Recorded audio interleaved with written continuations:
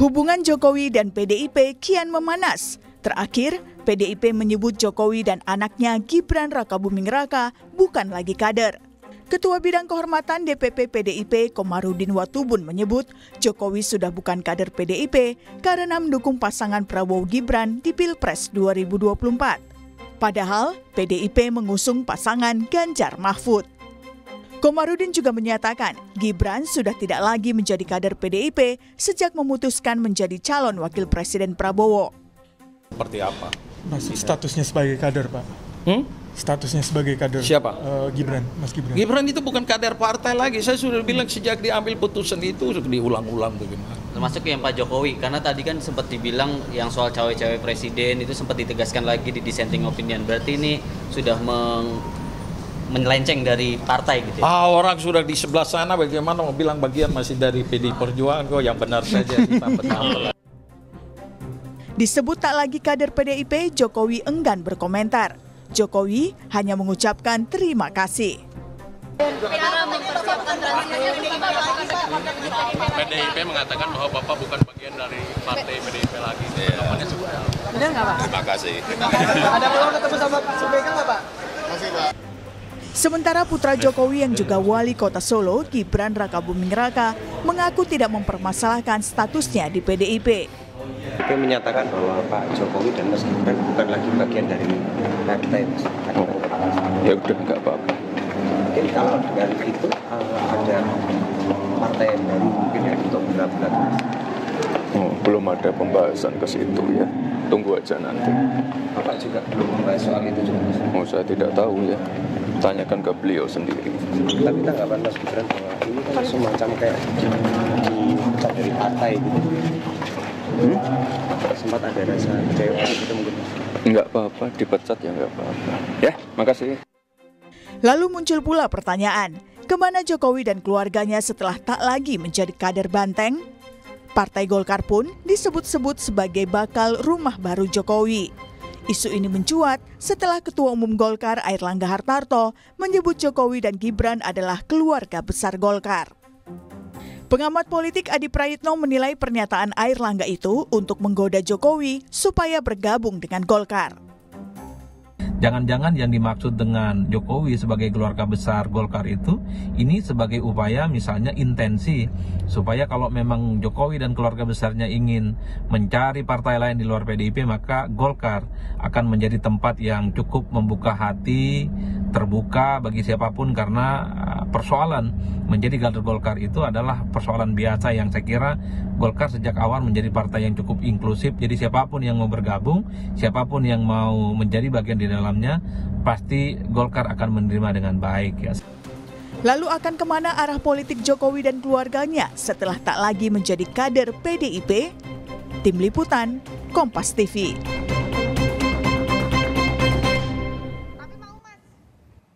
Saudara, PDI Perjuangan menyebut Joko Widodo dan putra sulungnya Gibran Rakabuming Raka yang juga saat ini menjadi wakil presiden terpilih bukan lagi kader partai itu. Hubungan ini semakin mempertegas panasnya hubungan PDI Perjuangan dengan presiden dan juga keluarganya. Lalu akan berlabuh kemana Jokowi dan keluarganya setelah tidak lagi menjadi kader PDI Perjuangan? Kita akan bahas dengan sejumlah narasumber. Ada politisi PDI Perjuangan yang tersambung melalui sambungan Zoom, Ciko Hakim, serta Ketua Jokowi Mania Emmanuel Ebenezer, dan pengamat politik dari Universitas Al-Azhar Indonesia, Ujang Komarudin. Selamat pagi Bapak-Bapak. Selamat pagi. Selamat pagi, Kang Radin. Ya, Pagi. saya ke Bung Ciko dulu nih. Bung Ciko, kalau dibilang oleh kemarin oleh Pak Komarudin Watubun ya, sebagai jajaran DPP PDI Perjuangan, ini kalau sudah ada di sebelah sana katanya, ini ya sepertinya sudah tidak lagi jadi kader PDI Perjuangan. Tapi saya ingin tanyakan atau tegaskan, tepatnya kapan resminya Jokowi dan Gibran ini tidak jadi lagi kader PDI Perjuangan, Bung Ciko? Saya rasa secara administratif ya saya sendiri kurang tahu pasti. Tetapi kembali lagi ini bukan hal yang aneh kalau apa yang disampaikan oleh senior saya, Bung Komarudin Watubun. Agak aneh apabila kita mengatakan bahwa kedua orang tersebut masih berada di dalam naungan PDI Perjuangan justru. Kita ini kan bukan dalam tanda kutip ya, bukan sadomasokis, orang yang sudah dihianati, ditinggal, disakiti, lalu kita tetap ingin bersama itu saya rasa suatu hal yang tidak baik juga gitu. Nah, yang kedua tentunya PDI Perjuangan mempunyai karakter yang salah satunya yang diutamakan adalah kedisiplinan kader. Kedisiplinan internal kami itu sangat penting, kesetiaan, loyalitas dan lain-lain. Dan ini tercermin dari apa yang disampaikan Bung Komarudin tadi. Nah, yang ketiga, alangkah hinanya kami apabila kami sudah berpisah jalan dalam sebuah kontestasi yang begitu besar. Kontestasi Pilpres ini kan adalah kontestasi terbesar dalam sebuah demokrasi gitu. Artinya kalau kami sudah berpisah lalu karena yang di pihak sana terus menang lalu kemudian kami mereka masih kader kita karena kita ingin menjadi bagian dari pemenang, itu kan juga sangat hina. Jadi menurut kami ini hal yang biasa, nggak usah terlalu aneh, nggak aneh gitu. Kalau dibilang semakin panas, nggak semakin panas juga. Ini sudah hanya berpisah jalan, ya kan, dan melalui kontestasi Pilpres, dan ini udah jelas. Kita move on lah dari situ kan. Katanya kan sekarang kata-kata yang paling sering disebutkan move on.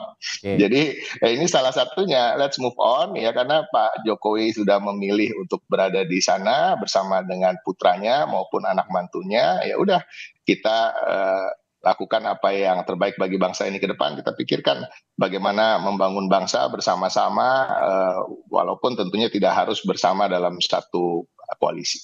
Oke, Bung Noel, saya menyimak pernyataannya Bung Ciko tadi sepertinya memakai diksi yang paling tinggi sepertinya. Alangkah hinanya begitu kalau kita sudah disakiti, sudah merasa dikhianati juga, tapi masih mengakomodasi kepentingan ataupun keanggotaan Pak Jokowi beserta keluarganya. Dalam hal ini kalau saya lihat bukan hanya Gibran Rakabuming Raka ya, tapi juga ada menantunya Bobi Nasution yang pada kala itu juga diusung oleh PDI Perjuangan sebagai wali kota di Medan.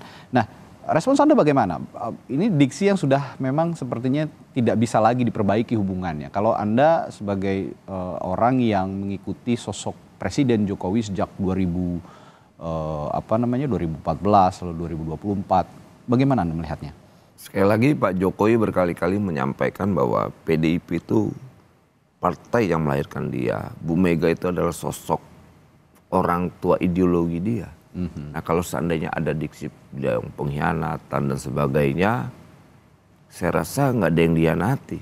Partai besar, partai yang basis ideologis, selama hal yang sangat ideologis tidak ada yang dihianati, sebetulnya apa yang harus dibilang pengkhianatan gitu loh.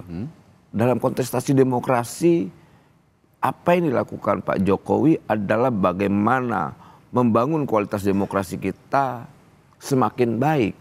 Jangan sampai membangun kesan partai besar yang seharusnya mengawal gagasan-gagasan besar atau cita-cita besar akan menjadi partai yang seakan-akan kerdil karena beda pilihan, kemudian itu dianggap sebuah pengkhianatan. Kami tidak punya rasa maaf. Saya bilang ini kan tidak baik. Partai besar itu harus bicara hal yang besar. Tidak lagi bicara tentang hal kekanak-kanakan lah ya. Childish begini kan malu kita. Seharusnya partai besar ini mencontohkan sesuatu yang bisa menjadi tawaran-tawaran besar gitu. Jadi tidak lagi ambakan-ambakan besar, ambakan-ambakan yang akhirnya seperti ketika 2000 berapa SBY waktu memenangkan pemilu selama 10 tahun SBY tidak ditegur. Akhirnya rakyat bilang ini apa? Kalau ini terulang lagi, saya rasa nanti yang kalah bukan calonnya dari PDIP, tapi PDIP-nya bisa kalah nanti. Itu analisa ya. Itu analisa dari Anda. Tapi oke lah, ini suatu proses demokrasi yang biasa sebenarnya, bahwa Pak Jokowi dan juga keluarganya punya afiliasi yang berbeda pada saat Pilpres dengan partai yang mengusungnya pada saat Pilpres juga sebelumnya, dan di pilkada-pilkada ya dengan keluarga-keluarganya. Ini kan beda afiliasi, itu menurut Anda berarti hal yang lumrah meskipun partainya tidak mendukung salah satu pasangan calon misalnya. Kan kita tidak tahu maksud dari semua itu. Karena gini, harus ada beberapa peristiwa ketika ada komitmen PDIP, Bu Mega waktu itu ada yang namanya perjanjian batu tulis. Perjanjian batu tulis itu yang isinya salah satu poinnya yang ke-8 atau ke berapa itu, ya PDIP akan mengusung Pak Prabowo. Oke. Ternyata dalam prosesnya tidak. Nah, saya yakin sekali apa yang dilakukan Pak Jokowi coba ingin membayar hutang itu. Oke. Nah, kalau Bu Mega tidak mampu membayarnya, biar saya yang membayarnya. Makanya kemarin mungkin yang terlihat terkesannya bahwa apa yang dilakukan Pak Jokowi ini mengkhianati, padahal tidak. Dia coba untuk memutus mata rantai kebencian masa lalu, dendam masa lalu. Kalau terus bangsa ini menjalankan politik kebencian, dendam dan sebagainya, akhirnya bangsa ini tidak pernah menemukan yang namanya kedewasaan dalam berdemokrasi. Akhirnya kita terus larut dalam lingkaran-lingkaran yang tidak ada putusnya mata rantai ini. Nah, Pak Jokowi kan ketika dia memenangkan dalam kontestasi politik 2019, dia merekonsiliasi. Dia ajak Pak Prabowo. Dan akhirnya kan lihat gitu. Akhirnya apa? Demokrasi kita semakin bagus.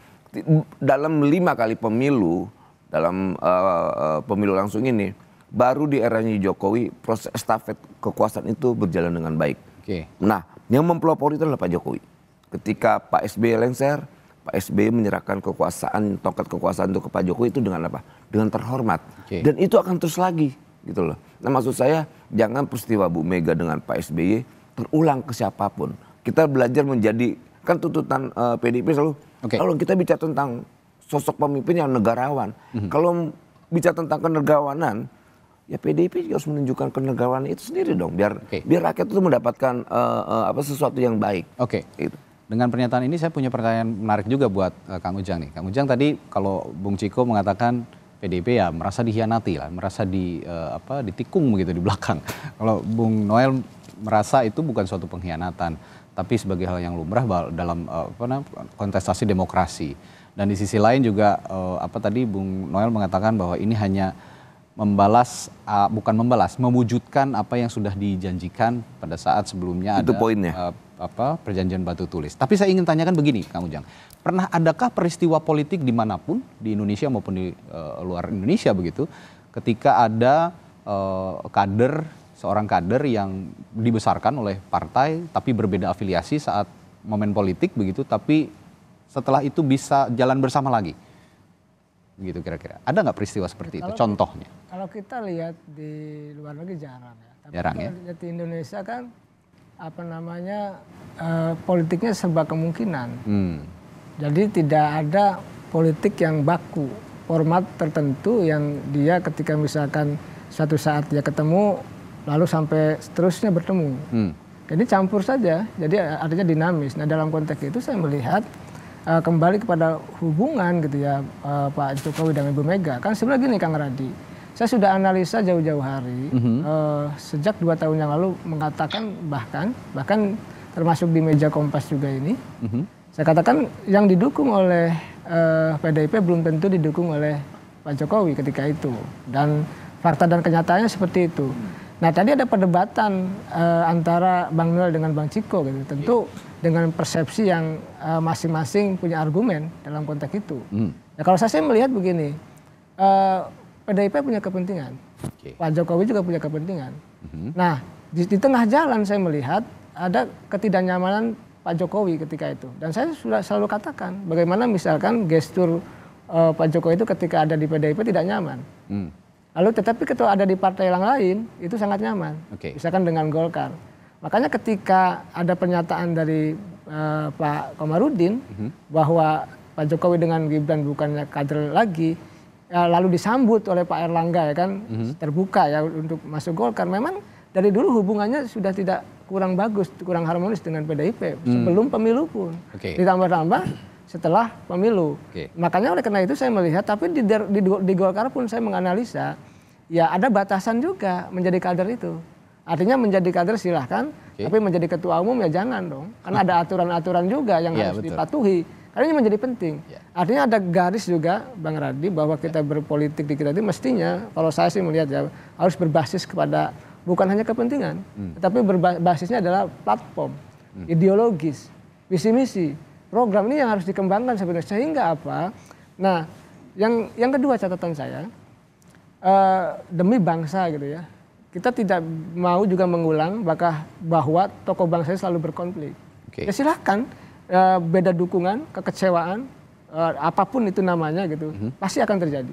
Dan kita melihat 5 kali pemilu 2004 hingga 2024 Pak SBY dengan Ibu Mega tidak pernah akur. Nah ini kan menjadi, mohon maaf kalau saya boleh mengatakan, ini kan contoh yang kurang baik bagi kami anak-anak muda bangsa Indonesia, bahwa sejatinya beliau orang-orang hebat, tokoh besar bangsa ini yang menjadi teladan. Nah oleh karena itu ke depan saya menginginkan kita semua lah ya, Ibu Mega, Pak Jokowi menjadi teladan. Sekencang apapun perbedaannya gitu ya, sekuat apapun konfliknya, tetapi bukan berarti mereka adalah tokoh-tokoh bangsa yang tidak mohon maaf tadi tidak dewasa, tidak berjiwa negarawan. Nah kita harapkan beliau berdua, saya meyakini memiliki jiwa kenegarawanan itu. Nah jiwa negarawan itu adalah kalau bahasa saya mengutamakan kepentingan bangsa di atas semuanya. Dan saya meyakini gitu itu dimiliki oleh Bu Megawati dan Pak Jokowi. Tapi secara ideologis maupun secara personal begitu, ada efek khusus nggak Kang Ujang untuk Presiden Jokowi atau sosok Jokowi secara pribadi ketika PDIP sudah menyatakan wah beliau bukan kader kami lagi gitu. Ada efeknya pada Jokowi? Ya secara psikologis pasti, dan Pak Jokowi sudah membaca sejak lama. Ketika Pak Jokowi misalkan punya pilihan sendiri, artinya punya dukungan sendiri kepada Pak Prabowo Gibran, itu sudah ada batas kalau menurut hemat saya. Nah disitulah sebenarnya Pak Jokowi sudah paham apa yang harus dilakukan. Dan dalam konteks itu sebagai presiden dan sebagai tokoh bangsa sudah memaklumi bahwa apa yang dilakukan itu ya pasti punya konsekuensi, punya impact, punya dampak. Dan tadi makanya disambut oleh Golkar, bahkan PAN juga ya. Sebelumnya juga menyambut juga, terbuka kalau Pak Jokowi mau jadi kader PAN ya akan masuk. Ya karena apa, bagaimanapun Pak Jokowi tokoh bangsa, pasti partai juga akan mau ya untuk menjadikan kader. Tetapi tadi bagi saya ada catatan dalam konteks menjadi kader, Golkar terbuka, partai yang inklusif, PAN juga sama, dan masih menjadi rebutan dalam konteks itu. Walaupun di saat yang sama PDIP, partai yang telah membesarkan Pak Jokowi, yang telah membesarkan Pak Jokowi juga mohon maaf ya berseberangan jalan dengan Pak Jokowi itu sendiri. Ya tentu ke depan ini menjadi pembelajaran besar untuk bangsa ini, bahwa sejatinya ya konflik silahkan, kan gini kalau dalam teori ada konflik, ada konsensus. Ada saatnya berlawanan, berhadap-hadapan, ada saatnya juga membangun konsensus. Konsensus itu dalam istilah kita rekonsiliasi. Nah ini ya ke depan yang harus kita bangun agar memang tadi menjadi sejarah yang tercatat yang baik bagi bangsa ini. Kalau kata Kang Ujang tadi Pak Jokowi seorang tokoh bangsa, tapi saya juga menganggap Ibu Megawati seorang tokoh bangsa juga, sama-sama begitu ya, sepakat ya.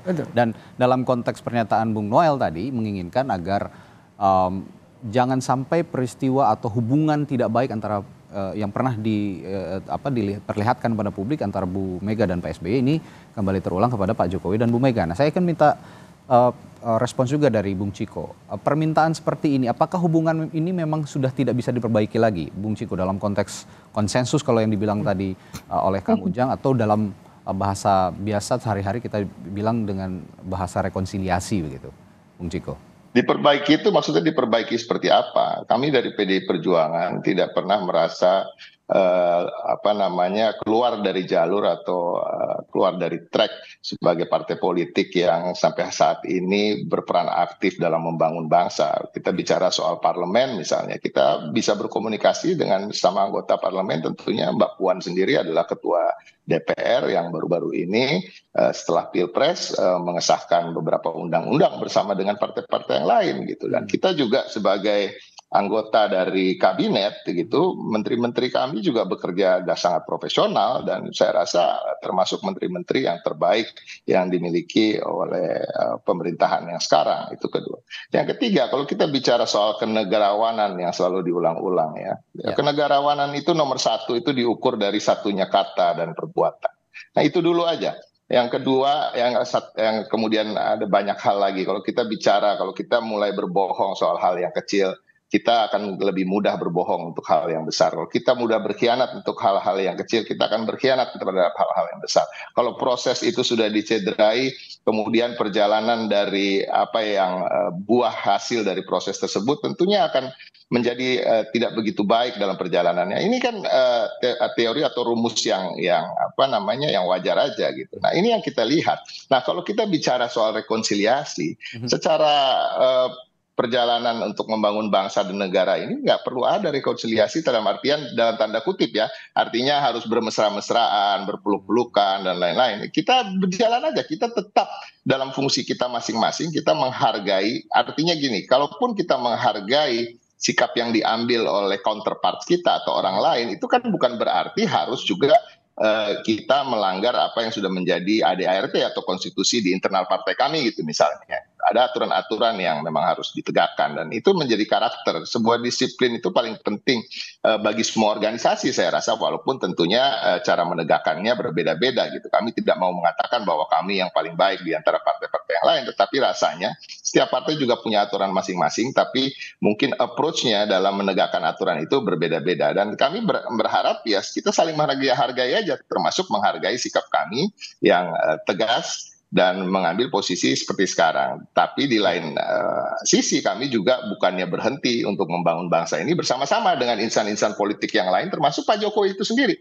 Walaupun nih ya, kalau saya ingin menyatakan, walau kita let's say menggugat di Mahkamah Konstitusi, kita menggugat sesuatu di PT UN, itu bagian dari apa yang diperbolehkan dalam koridor demokrasi kita. Jadi jangan semua hal yang kita anggap kalau perbedaan pendapat itu menjadi artinya kita bermusuhan dalam artian kita punya dendam yang begitu kesumat sehingga kita akan mensabotase perjalanan atau pembangunan bangsa ini. Nggak mungkin. Itu yang nomor satu itu kan, kesetiaan kita pada NKRI dan Pancasila itu sendiri. Baik, ya saya percaya PDI Perjuangan tetap akan mengambil peran untuk membangun bangsa meskipun saat ini pemimpinnya bukan yang menjadi usungan PDI Perjuangan nanti 5 tahun ke depan. Tapi masyarakat kita punya tipikal melihat sesuatu itu berdasarkan citra begitu, Bung Ciko. Dan citra yang dibangun, ya kita sudah ada contoh Bu Mega dan Pak SBY hubungannya sampai saat ini belum terlalu baik. Nah, kalau Anda mengatakan tadi rekonsiliasi tidak selamanya harus berpelukan di depan publik gitu ya, bermesraan. Tapi itulah yang sepertinya kadang-kadang ingin dilihat publik gitu. Nah, bagaimana Anda mewujudkan atau mencitrakan PDI Perjuangan ini tidak lagi ada dendam, tidak ada lagi sakit hati begitu kepada sosok Jokowi, apa yang akan diwujudkan? Tapi jangan dijawab dulu ya Bung Ciko, kami akan tanyakan ini kepada Anda setelah jeda di Sapa Indonesia Pagi. Kembali di Sapa Indonesia Pagi, tadi sebelum jeda saya sempat bertanya kepada Bung Ciko. Tadi Bung Ciko mengatakan ya rekonsiliasi itu tidak harus berpelukan gitu ya, bermesraan selalu di hadapan publik. Tapi saya tadi bikin disclaimer juga bahwa sepertinya tipikal masyarakat Indonesia ini melihat sesuatu dari citra yang dibangun oleh tokoh atau persona. Nah, kalau mengacu kepada hubungan Bu Mega dan Pak Jokowi saat ini yang sepertinya masih belum akan ada tanda-tanda bertemu begitu ya, atau berjabat tangan setelah kontestasi Pilpres. Nah, bagaimana Anda menyikapi ini dan bagaimana mewujudkan atau memberikan pemahaman kepada publik bahwa sebenarnya memang PDI Perjuangan dan Bu Mega tidak punya intensi yang dendam kepada Pak Jokowi dan juga sakit hati begitu. Kira-kira bagaimana Bung Ciko? Caranya tentunya mengubah tradisi atau cara berpikir masyarakat yang melihat hanya mengedepankan citra atau image gitu ya, dan mulai melihat sesuatu yang substantif, apalagi kalau kita bicara soal politik dan demokrasi. Kalau kita melihat semua hanya dengan paparan dengan apa yang kita lihat sebagai image atau citra, kadang-kadang kita juga akan terjerumus ketika memilih calon presiden misalnya. Kalau kita melihat calon presiden yang seakan-akan merakyat, ternyata tidak, ternyata ingin kekuasaan yang begitu lama. Ini kan salah satu contoh itu salahnya kenapa kita selalu hanya melihat sesuatu dari citra saja. Kita harus melihat hal-hal yang sifatnya substantif. Substantif salah satunya apa? Kalau kita bicara di parlemen, apakah anggota-anggota parlemen dari PDI Perjuangan dan kemudian dari Partai Demokrat tidak pernah bekerja sama, apa tidak pernah bertegur sapa, apa tidak pernah bersama-sama menggodok undang-undang yang kemudian sepakat untuk mengesahkannya. Nah, ini kan hal yang substantif, itu aja yang dilihat. Kalau kita bicara hubungan person to person, tentunya kita juga tidak bisa berharap 100% apa yang kita inginkan, apa yang ideal. Tapi kalau kita bicara hal-hal yang substantif, hal-hal yang membangun bangsa ini bersama, saya rasa tidak ada permasalahan yang mendasar di antara semua partai politik yang berada di Indonesia, khususnya yang berkiprah di parlemen. Ya, itu yang akan diberikan pemahaman kepada masyarakat itu ya dari PDI Perjuangan. Jadi tidak selamanya citra itu juga bisa memberikan efek positif. Tapi bagaimana kita juga sama-sama membangun bangsa tanpa harus berjalan beriringan, itu akan juga bisa menjadi sesuatu yang positif tentunya untuk bangsa begitu. Dan kita harus mulai mengedepankan hal-hal yang sifatnya substantif. Substantif. Oke, baik. Saya beranjak ke pertanyaan lain, Bung Noel. Kalau tadi kita berbicara hubungan Bu Mega dengan Pak Jokowi begitu. Tapi saya yakin Anda berada di belakang Pak Jokowi bukan hanya latar belakang partai politik Pak Jokowi, tapi apa yang menjadi ideologi Pak Jokowi. Nah, kalau Pak Jokowi pindah partai misalnya, atau sekarang kan sudah dikait-kaitkan dengan Partai Golkar gitu, Anda punya respon khusus soal ini? Jika memang nanti Pak Jokowi berparpol lagi, ada label parpol lagi gitu. Soal pilihan Pak Jokowi berparpol lagi atau tidak itu kan hak politik beliau ya. Oke. Gitu. Karena itu juga diinin oleh undang-undang, setiap warga negara punya hak memilih dan dipilih. Nah, kemudian dia punya pilihan-pilihan politiknya, itu menurut saya sah-sah saja.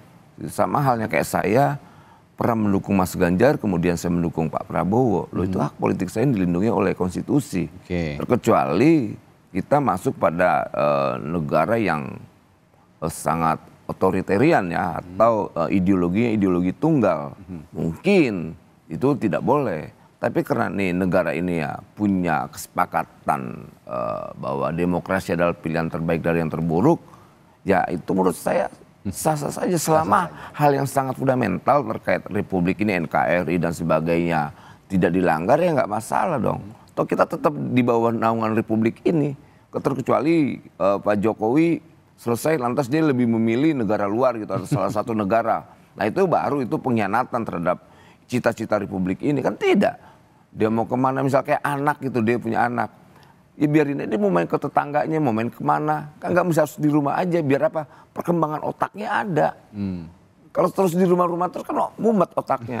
Nah saya berharap Pak Jokowi, ya apalagi saya berkali-kali diskusi sama Pak Jokowi ya, Pak Jokowi juga pernah menegaskan bahwa ya saya setelah lengser ini ya dia akan fokus di rumah ngurus cucunya. Lantas kan dulu juga ada narasi yang diorkestrasikan bahwa dia akan mengambil alih PDIP, kemudian akan mengambil alih Golkar. Dia tegaskan saya tidak akan mau. Saya mau menjadi Jokowi yang punya cucu. Jadi tidak mau itu udah selesai lah itu. Ngomong-ngomong soal apa pilihan politik dalam konteks partai politik ya, pilihan politik Pak Jokowi selanjutnya begitu, ada bocoran nggak? Kan tadi juga Anda mengatakan sering juga berdiskusi dengan Pak Jokowi.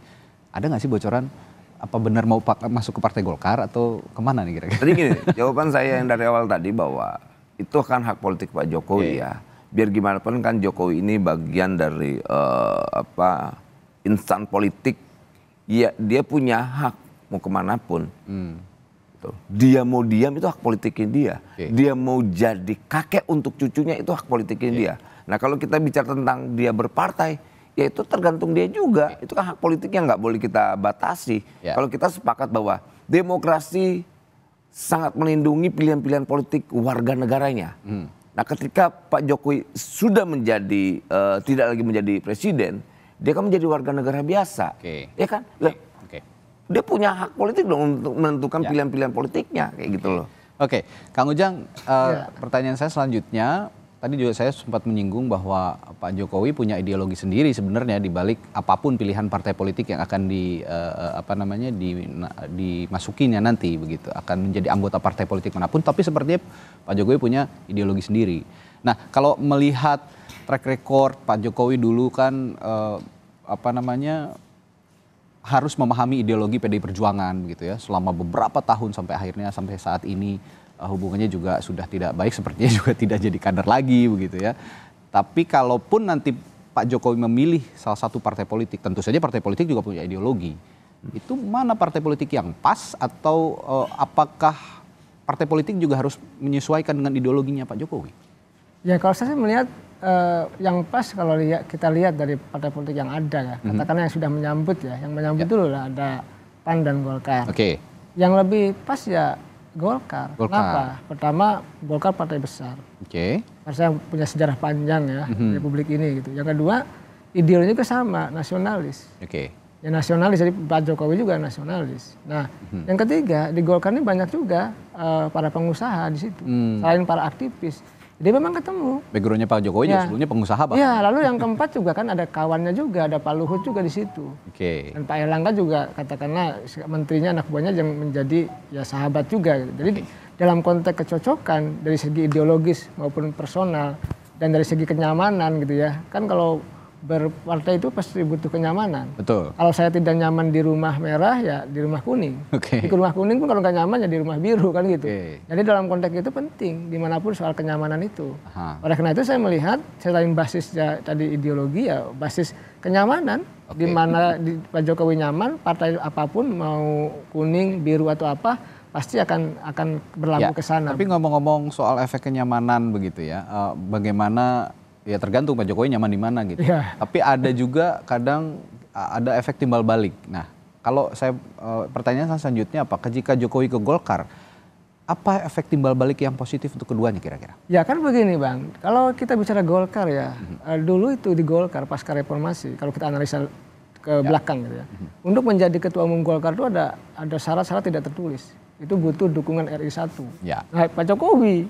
Jadi Golkar itu iya pasti itu. Nah, makanya kelengketannya sangat dekat. Nah, apa timbal balik gitu ya, kita saling menguntungkan. Ya tentu Pak Jokowi tokoh besar, ya kan, tokoh bangsa yang dibutuhkan oleh Golkar. Di saat yang sama Golkar juga sudah menjadi jangkar politik di pemerintahan Pak Jokowi. Juga sangat loyal dan sangat setia mengawal perjalanan pemerintahan Pak Jokowi. Saya melihat seperti itu imbal baliknya ya. Imbal baliknya jadi sama-sama ya punya apa namanya simbiosis mutualisme. Ya, saya melihat seperti itu. Oke, saya kembali ke Bang Ciko. Kemarin Ketua Bidang Kehormatan DPP PDI Perjuangan kan Pak Komarudin Watubun menyebut ya Jokowi sudah tidak lagi kader karena dukung Prabowo Gibran gitu kalanya. Tapi ini apakah menjadi satu-satunya alasan? Saya pengen tahu juga nih dari PDI Perjuangan apakah ini jadi satu-satunya alasan bahwa berbeda dukungan afiliasi politik begitu untuk tidak lagi menganggap Pak Jokowi sebagai kader PDI Perjuangan atau ada alasan lain? Tentu ada alasan-alasan lain, tapi saya rasa itu sudah cukup menjadi alasan yang utama ya sebagai partai politik. Tentunya kita di ADRT kita jelas, kita harus satu suara dari atas ke bawah ketika kita sudah memutuskan sesuatu di internal partai kami gitu. Jadi dan ini saya rasa hanya alasan-alasan lain itu kan hanya aksesoris saja, tetapi ya alasan yang paling utama ya tentunya perbedaan dalam dukungan terhadap siapapun itu dalam satu kontestasi demokrasi. Nah yang kedua kita bicara, saya tadi senang apa yang dikatakan oleh Noel bahwa Pak Jokowi sepertinya akan lebih mengedepankan kehidupan pribadinya ke depan. Ya mudah-mudahan itu terlaksana. Jadi kita bisa move on lah untuk berbicara lagi soal hal-hal ini ya. Dan kita bisa membangun bangsa ini ya kan. Bagaimana kita melihat ke depannya, kita selesaikan aja Pak Jokowi memang itu yang paling tepat karena memang sebagai presiden itu kan memang cuma 2 periode, kontraknya begitu. Itu kontrak kerja antara seseorang dengan negara. Nah, kita harus bisa menerima itu sebagus apa, seburuk apa kalau memang dia dipilih 2 kali ya sampai selesai lah. Dan setelah selesai ya sudah gitu. Kalau suatu hari mau diminta nasihatnya oleh berbagai anak bangsa ya silahkan aja. Nah harapan kita memang ke depan kita membiasakan bahwa memang kontrak menjadi presiden itu hanya 2 periode dan tidak perlu ada upaya-upaya untuk memperpanjang atau kan melakukan pelanggengan kekuasaan melalui dinasti yang dipaksakan dan lain-lain. Kita berkaca lah pada negara-negara demokrasi yang lebih maju dan ke depan mudah-mudahan ini yang akan terjadi walaupun memang makin saya lihat melambat ya kita menuju demokrasi yang lebih baik, tetapi kita harus optimis dan salah satunya yaitu tadi membiarkan Presiden Jokowi untuk pensiun dan kembali ke Solo dan betul-betul memegang kata-kata yang dia sampaikan ke Noel gitu. Jangan sampai Noel juga dibohongin juga lagi. Oke. Tapi kalau kata Anda tadi kan ya mengurus cucu itu menjadi kegiatan sepertinya yang di masa yang akan datang setelah tidak lagi menjabat sebagai presiden gitu kira-kira. Tapi kan untuk memberikan nasihat-nasihat kepada pemerintahan yang saat ini nanti akan bergulir gitu itu tidak masalah. Tapi betul, pasti nggak masalah. Kita sebagai rakyat biasa aja nggak masalah. Ya, tapi di situ tetap ada putranya jadi wakil presiden gitu kira-kira. Nah ini bagaimana Anda melihatnya kalau tadi kata-kata Bung Noel sepertinya tidak akan ada intervensi juga lah kepada pemerintahan saat ini karena mau fokus menikmati hari tua lah, kasarnya begitu kira-kira. Bagaimana kalau saat ini juga masih ada posisinya anaknya sebagai wakil presiden terpilih nih? Gini loh, saya justru saya melihat apa yang dilakukan oleh para pendukung Prabowo Gibran, Mas Noel nih ya, masih juga terus-terus membicarakan Pak Jokowi dan lain-lain dan kiprahnya ke depan, tapi jarang sekali membicarakan soal Gibran. Saya rasa Gibran juga mulai terusik nih sebagai anak muda yang dibilang ya kan mempunyai pemikiran sendiri, ya kan mempunyai kapasitas sebagai wakil presiden dan lain-lain. Saya rasa kita harus mulailah bagaimana bicara apa yang akan dilakukan Gibran ke depan gitu. Apakah betul memang Gibran mau istilahnya dijadikan satu renceng terus dengan bapaknya? Saya rasa nggak pas, apalagi masyarakat katanya yang 58% itu ya kan memilih Prabowo Gibran, bukan memilih Jokowi lagi gitu. Kita ke depan kita lihat itu aja lah. Dan saya masih berpegang dengan apa-apa yang disampaikan oleh Noel, apa yang disampaikan Pak Jokowi ke Noel, ya mudah-mudahan Pak Jokowi nggak bohong ke Noel gitu aja. Oke, nah ini saya selanjutnya nanya juga nih ke Bung Noel. Anda sekarang kan berada di belakang Prabowo Gibran juga lah ya, begitu ya Bung Noel, dengan garis pilihan afiliasinya Pak Jokowi juga. Nah tadi sempat disinggung, berharap itu tetap terwujud. Jadi Gibran akan menjadi Gibran yang bukan disetir semata-mata oleh Pak Jokowi sebagai ayahnya gitu loh. Anda melihat karakter Gibran dan Pak Jokowi apakah punya perbedaan atau justru sepertinya akan berjalan seperti Pak Jokowi yang menjadi presiden 10 tahun belakangan ini? Iya, anak itu pasti sedikit mewariskan watak bapaknya lah, itu pastilah ya kan. Ya, saya rasa Mas Gibran ini sosok anak muda yang ya saya masih punya keyakinan lah. Dia sosok yang bisa membawa aura anak muda, milenial. Semoga ini menjadi harapan.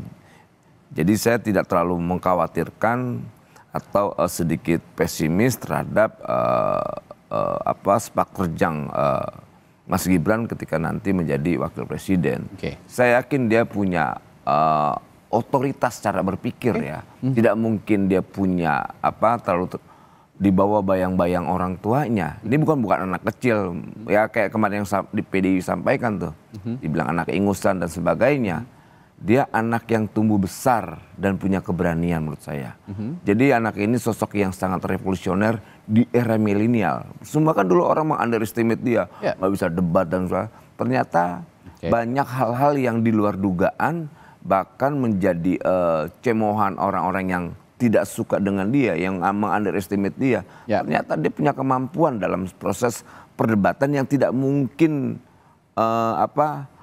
orang melihat itu bisa terjadi, sampai dibilang dicurigain pakai apa tuh di belakang alat gitu ya.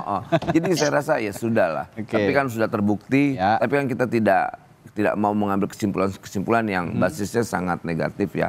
Ya kita optimis saja bahwa anak muda ini bisa membawa harapan ke depan lebih baik buat anak muda gitu. Jadi ya saya punya keyakinan anak muda ini akan membawa harapan. Ya tetap karakternya seorang Gibran juga akan tetap muncul gitu ya, di luar sangat pengaruh bapaknya juga sebagai ayahnya begitu ya, karakternya akan tetap muncul. Ini yang kita harapkan bersama, bahwa seorang pemimpin juga punya karakter masing-masing tentunya. Oke, Kang Ujang, yang menarik juga tadi kan kita bahas nih, Pak Jokowi sepertinya juga tidak akan terlalu banyak berkegiatan begitu ya setelah menjadi presiden di dunia politik. Tapi apakah itu betul akan terwujud, atau Pak Jokowi masih, menurut Anda ya, masih akan ada hasrat politik di ke depan kira-kira? Ya kalau saya melihat begini Bang, ya naluriah seorang politisi dimanapun, dan manusia kan multidimensi. Satu sisi bisa mengurus cucu, mengurus anak, gitu. Dan sisi bisa juga di politik. Kalau saya sih melihatnya begitu. Kalau lebih baik ngurus cucu ya dibanding ngurus nenek-nenek. Jadi dalam konteks ngurus cucu itu bisa menghibur mungkin gitu ya. Ngurus nenek-nenek pegel gitu. Tapi dalam konteks itu saya meyakini kalau orang politik nih Bang ya, secara objektif pasti akan gatel kalau tidak berpolitik. Ya pasti. Dan saya punya keyakinan gitu ya. Tadi Bang Noel ya, saya juga percaya ke Bang Noel. Ya tapi saya meyakini kalau insan politik, tokoh politik pasti kalau nggak berpolitik gatel. Apalagi misalkan nanti dikasih one team press, Analoginya kira-kira apa, kan kalau kita pemain nggak sepak tahu. bola gitu ya, sudah usianya sudah senja, udah pensiun, ujung-ujungnya jadi pelatih sepak bola juga gitu. Iya, Kira-kira begitu analoginya. Iya. Pas nggak kalau saya punya analogi Politik itu kan kayak sepak bola sebetulnya. Ya, di ada situ. striker, ada apa. Dan di situ saya melihat bahwa potensi Pak Jokowi di politik tetap tinggi, begitu saya melihatnya. Oke. Bang Ranti. Mungkin juga jadi pelatih politik memunculkan bibit-bibit pemimpin baru. Sekarang begini, di konstitusi tidak diatur, ya kan? Di undang-undang juga tidak dilarang. Oke. Tadi hak politik pasti, walaupun tadi sudah 2 periode menjabat, pasti Pak Jokowi punya kalau bahasa saya punya keinginan juga untuk bisa eksis di politik. Karena kalau ngurus cucu tiap hari juga ya kurang sehat juga begitu. Jadi pelatih anak muda ya, pelatih cucu bisa menjadi pelatih nenek-nenek. Jadi tadi kembali saya meyakini langkah Pak Jokowi akan aktif lagi di politik. Aktif lagi di politik, itu poinnya. Ya, apa langkah politik selanjutnya dari Presiden Jokowi? Masih ada waktu sebenarnya sebagai Presiden Pak Jokowi untuk memikirkan lagi apa langkah selanjutnya ya. Setelah nanti Oktober sudah tidak lagi menjabat sebagai Presiden. Dan ya kesimpulan kita hari ini adalah apapun hubungannya antara Pak Jokowi dengan Ibu Mega ataupun dengan PDI Perjuangan, ini tetap diharapkan oleh publik bisa sama-sama membangun bangsa meskipun di jalurnya masing-masing, di tracknya masing-masing gitu kira-kira. Dan apa peran Pak Jokowi nanti setelah tidak jadi presiden masih menarik tentunya untuk kita tunggu dan kita simak bersama, kita saksikan bersama ke depannya. Terima kasih para narasumber saya pagi hari ini, seru sekali ini perbincangannya pagi hari ini. Terima kasih Bung Ciko dari PDI Perjuangan, lalu Bung Noel dari Joman dan juga Kang Ujang dari Universitas Al Azhar telah berbagi perspektifnya pagi hari ini di Sapa Indonesia Pagi.